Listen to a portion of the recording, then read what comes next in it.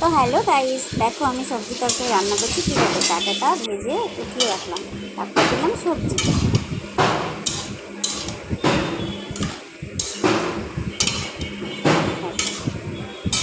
এইদিকে বসিয়েছি বড় মশাইয়ের জন্য চা। এই যে নাও চা। সকাল থেকে 2 কাপ হয়ে গেল। এটা গরম জল বসিয়েছি, ডাল বসাবো, তাই ডালটা ধুয়ে রেখেছি ভিজিতে করে। দেখো এটা জামা কাপড় কাচতে বৌদিদের ঘরে শনিবার করে এই মাসিটা। এবার আমি দিচ্ছি কিন্তু সবজিটা ফোড়ন। দেখো তো আমি কীভাবে রান্না করি,